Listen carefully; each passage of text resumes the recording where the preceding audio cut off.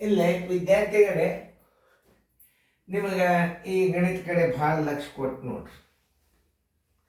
ಯಾಕಂತಂದ್ರೆ ಇದು ಘನಫಲ, ಉದ್ದ ಗುಂಡ್ಲೆ ಅಗಲ ಗುಂಡ್ಲೆ ಎತ್ತರ ಕೊಟ್ಟಾನ. ಆಮೇಲೆ ಎಷ್ಟು ಎತ್ತರ ನೀರು ತುಂಬ್ಯದ ಅನ್ನೋದನ್ನು ಹೇಳ್ಯಾನ. ಒಂದು ನೀರಿನ ತೊಟ್ಟಿಯ ಉದ್ದ ಅಗಲ ಮತ್ತು ಎತ್ತರಗಳು ಕ್ರಮವಾಗಿ 11 ಮೀಟರ್, 10 ಮೀಟರ್ ಮತ್ತು 9 ಮೀಟರ್ ಆಗಿರುತ್ತದೆ. ಒಂದು ತೊಟ್ಟಿ ಒಳಗೆ ಎಷ್ಟು 11 ಮೀಟರ್ ಉದ್ದದ, 10 ಮೀಟರ್ ಅಗಲದ, 9 ಮೀಟರ್ ಎತ್ತರ ಅಂತ ಟ್ಯಾಂಕ್ ಅದ ಅಂತಲೂ ತಿಳ್ಕೊ. ಆ ತೊಟ್ಟಿಯನ್ನು 6 ಮೀಟರ್ ಎತ್ತರದಷ್ಟು ನೀರಿನಿಂದ ತುಂಬಿಸಲಾಗಿದೆ. ಈಗ ಒಬ್ರು ಏನ್ ಮಾಡ್ತಾರೆ, ಇದನ್ನು ನಾನು ಕೆಲವೊಂದು ಗಣಿತಗಳನ್ನು ಮೊದಲು ಏನ್ ಮಾಡ್ತಾರೆ, ಘನಫಲ ತಕ್ಕೋತಾರ. ಘನಫಲ ತಕ್ಕೊಂಡು ಏನ್ ಮಾಡ್ತಾರೆ, ಉದ್ದ ಗುಂಡ್ಲೆ ಅಗಲ ಗುಂಡ್ಲೆ ಎತ್ತರ ಅದು ಎಷ್ಟು ಬರ್ತದ, ಅದು 9, 10, 11, 9 ಅಂದ್ರೆ ಒಟ್ಟ ಆ ತೊಟ್ಟೆಯ ಘನಫಲ ಬರ್ತದೆ. ಆಮೇಲೆ ಉದ್ದ ಮತ್ತು ಅಗಲ ಮತ್ತು ಈಗ ತುಂಬಿದ ಎತ್ತರವನ್ನು ಮತ್ತೆ ಘನಫಲ ತಕ್ಕೊಂಡು ಆ ಒಟ್ಟ ಘನಫಲದೊಳಗ ಈಗ ತುಂಬಿದ ಘನಫಲ ತಕ್ಕೋತಾರೆ. ಆಮೇಲೆ ಪಾತ್ರೆ ಘನಫಲದೊಳಗ ತುಂಬಿದ ಘನಫಲವನ್ನು ಕಳೆದು ಅದು ಖಾಲಿ ಘನಫಲ ಬರ್ತದೆ.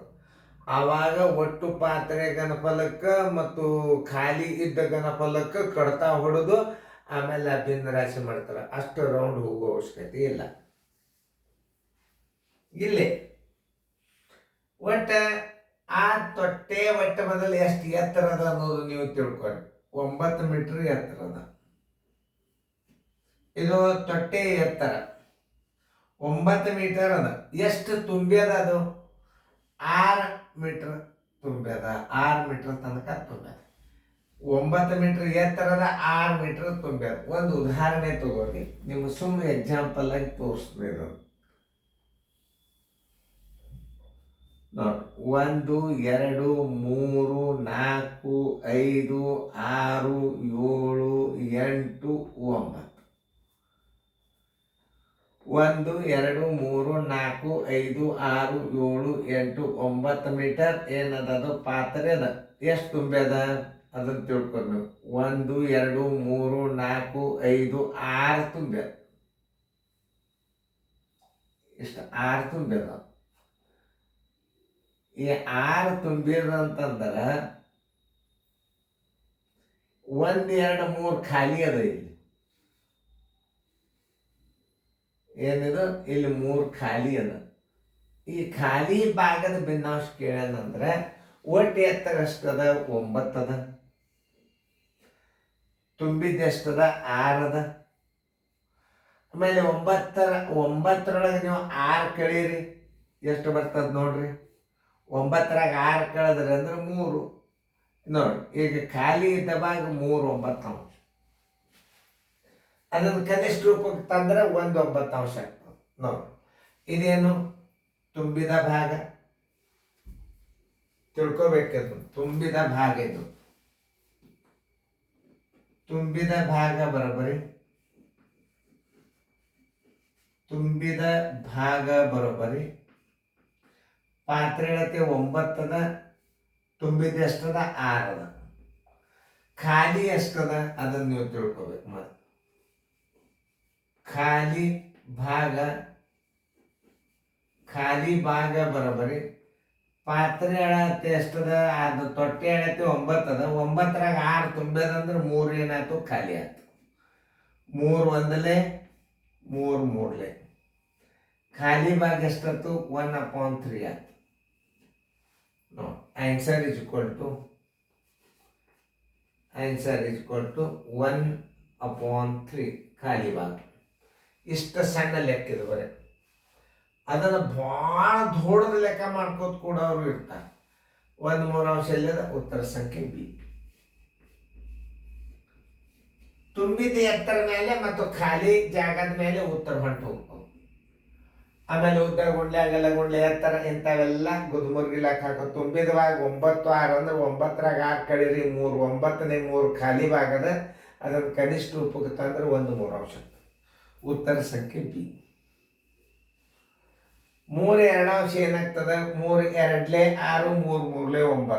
3 2 ತುಂಬ್ಯದಂದ್ರೆ 3 2 ಕಳೆರಿ 3 1 ಅದನ್ನು ಮಾಡಿ. ಅದರ ವಿರುದ್ಧ ಏನು ಎಲ್ಲ ಲೆಕ್ಕಗಳು ಬಹಳ ಸರಳವ ತಿಳ್ಕೊಂಡ್ರು, ಕನ್ಫ್ಯೂಸ್ ಮಾಡ್ಕೋಬಾರ್ದು ಗಣಿತಗಳನ್ನು. ತಿಳಿದಲ್ಲ ಇದು? ನೋಡಿ, ಇಲ್ಲಿ ಒಂದು ಮಾದರಿ ತೋರಿಸಿದ್ ನಾನು. 1 2 3 4 5 6 ಇದು 9ನೇ ಆರೇನು ತುಂಬಿದ ಭಾಗ ಇದು. ಆಮೇಲೆ ಖಾಲಿ ಭಾಗ ಹೆಂಗೆ ತೋರಿಸ್ಬೇಕಂದ್ರೆ ಇಲ್ಲಿ 1 2 3 ಅದ. 3 ಖಾಲಿ ಭಾಗದ ಒಟ್ಟು ಭಾಗ ಎಷ್ಟದ? 1 2 3 4 5 6 7 8 9. ಇದು ಖಾಲಿ ಭಾಗ, ಇದು ತುಂಬಿದ ಭಾಗ. ಇದು ತುಂಬಿದ ಭಾಗ. ತುಂಬಿದ ಭಾಗ ಅವ್ರು ಕೇಳಿದ್ದೇನು? ಖಾಲಿ ಭಾಗ. ಇದು ಖಾಲಿ ಭಾಗ. ಖಾಲಿ ಭಾಗನ ಕನಿಷ್ಠ ರೂಪಕ್ಕೆ ತರಬೇಕಲ್ಲ, ಕಡತ ಹೋಗ್ತದಲ್ಲ. 3 1 3 3 ಬರೋಬ್ಬರಿ 1 3 ಖಾಲಿ ಭಾಗ, ಉತ್ತರ ಸಂಖ್ಯೆ ಬಿ. ಹಿಂಗೆ ಅಂಡರ್ಸ್ಟ್ಯಾಂಡಿಂಗ್ ಮಾಡಿಕೊಂಡು ಗಣಿತಗಳನ್ನು ಮಾಡಬೇಕು. ಸುಮ್ಮನೆ ಗಣಪಲ ತೆಗೆದ ಕಿಸಿಂದ ಹೈರಾಣ ಬೀಳ್ಬಾರ್ದು. ಯಾವುದೇ ಅವ್ರು ಮುದ್ದಾಮ ನಿಮ್ಮ ತಲೆ ಖರ್ಚು ಮಾಡಲಿಕ್ಕೆ ಹಿಂಗೆ ಮಾಡಿರ್ತಾರೆ ಅವ್ರು. ನಿಮಗೆ ನೀವು ಕೋಚಿಂಗ್ ಕ್ಲಾಸ್ನಾಗ ಘನಫಲ ತೆಗೆದಂದ್ರೆ ಭಾಳ ಜಿದ್ದಿಗೆ ಬಿದ್ದು ತೆಗಿತಿರ್ತೀರಿ. ಅದೇನು ಹೇಳ್ಬಾರ್ದು, ಉದ್ದಾಗೊಂಡ್ಲೆ ಅಗಲಗೊಂಡ್ಲೆ ಎತ್ತರ ಅದು ಸಡನ್ನಾಗಿ ತಲೆಯಾಗೆ ಬಂದು ಬಿಡುತ್ತದೆ ನಿಮಗೆ. ಕೇಳೋದೇ ಇಲ್ಲ ಅದ. ಖಾಲಿ ಭಾಗ ಎಷ್ಟು ಅಂತಂತ, ಖಾಲಿ ಭಾಗದ ಘನಫಲ ಎಷ್ಟು ಅಂತ ಕೇಳಿದಾಗ ನೀವು ಉದ್ದ ಗೊಂಡ್ಲೆ ಅಗಲ ಗೊಂಡ್ಲೆ 9 - 3 6 ಅದು ಖಾಲಿ ಭಾಗ. ತುಂಬಿದ ಭಾಗ ಕೇಳಿದ್ದಂದ್ರೆ ಉದ್ದ ಗೊಂಡ್ಲೆ ಅಗಲ ಗೊಂಡ್ಲೆ ತುಂಬಿದ ಭಾಗ 6 ಅದು ತುಂಬಿದ ಭಾಗ. ತುಂಬಿದ ಘನಫಲ ಎಷ್ಟು ಅಂತ ಕೇಳಿದ್ರೆ ಉದ್ದ ಗೊಂಡ್ಲೆ ಅಗಲ ಗೊಂಡ್ಲೆ ತುಂಬಿದ ಭಾಗ 6 ಮೀಟರ್. ಇದು ತುಂಬಿದ ಘನಫಲ ಬರ್ತದೆ. ಘನಫಲನೇ ಕೇಳಿಲ್ಲ ನಾವು. ಖಾಲಿ ಭಾಗದ ಭಿನ್ನಾಂಶ ಎಷ್ಟು ಅಂತ, ಎಷ್ಟು ಎತ್ತರದ? 9 ಅದ. ಅದ್ರಾಗ 6 ತುಂಬ್ಯದ. 9ರಾಗ 6 ಕಳೆದ್ರೆ ತುಂಬಲಾರ್ದು 3. ಒಟ್ಟು ಎತ್ತರ 9. 9ಕ್ಕೆ 3 ತುಂಬಿಲ್ಲ. 3 1 3 3 1 3 ಖಾಲಿ. ಹಿಂಗೆ ತಲೆ ಒಳಗೆ ಲೆಕ್ಕ ನೀವು ಖರ್ಚು ಮಾಡಿ ಲೆಕ್ಕ ಮಾಡೋದು. ಇದನ್ನು ಬಾಯಿಲಿಂದ ಉತ್ತರ ಹೇಳಿದ್ರು ಹುಡುಗ. ನಾವು ಒಂದು ಇಂಟ್ರ್ಯೂ ಮಾಡಿದ್ದೆ ಹುಡುಗ, ಈ ಗಣಿತ ಹೆಂಗೆ ಮಾಡಿ ನಿನ್ನ ನೋದ ಆಗ್ತದೆ ತಗೋ ಅಂತ. ಇದನ್ನು ಮಾಡಿದ್ದ ಹುಡುಗ ಬಾಯಿಲ ತುಂಬಿದ್ರೆ 1 3 ಸರ್ ಅಷ್ಟು ಶಾಣೆ ಇರ್ತಾವ ಹುಡುಗ. ಈಗಿನ ಹುಡುಗರು ನಮ್ಗಿಂತಲೂ ಶಾಣೆ.